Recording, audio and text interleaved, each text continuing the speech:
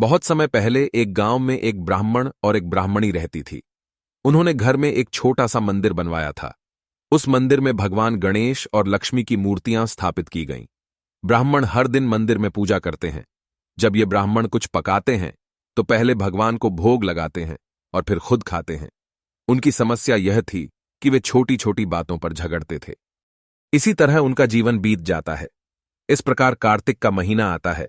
उस दिन ब्राह्मण एक भोज देता है और ब्राह्मण को भोज देने के लिए कहता है, और ब्राह्मण ऐसा नहीं करता है और उनके बीच फिर से झगड़े शुरू हो जाते हैं।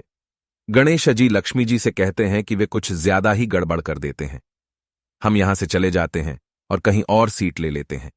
वहां से कुछ दूर एक कमरे में जाते हैं और देखते हैं कि नंद और बौद्धी झगड़ रहे हैं और कमरे में सारा सामान बिखरा पड़ा है। भोजन का कोई प्रावधान नहीं है। लक्ष्मी जी कहते हैं कि मैं यहां नहीं रह सकता। इस प्रकार वे जहां भी जाते हैं कुछ न कुछ बुरा ही पाते हैं।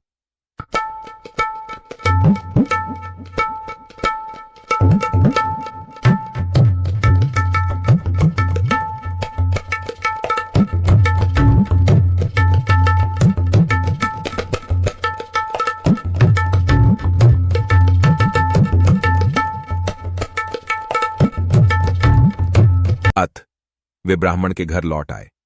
जब वे आते हैं तो घर का दरवाजा बंद होता है और घर में कुछ अच्छा पकाया जा रहा होता है। तभी लक्ष्मी दरवाजा खटखटाने लगी और ब्राह्मण मणि ने खिड़की से कहा, पहले तो तुम चले गए थे, अब फिर क्यों आ रहे हो? लक्ष्मी जी कहती हैं, हम दोबारा नहीं जाएंगे। ब्राह्मणी बहुत चालक थी। उसने कहा, पहले शब्द दो। लक्ष्मी जी ने कहा, जो चाहो दे दो।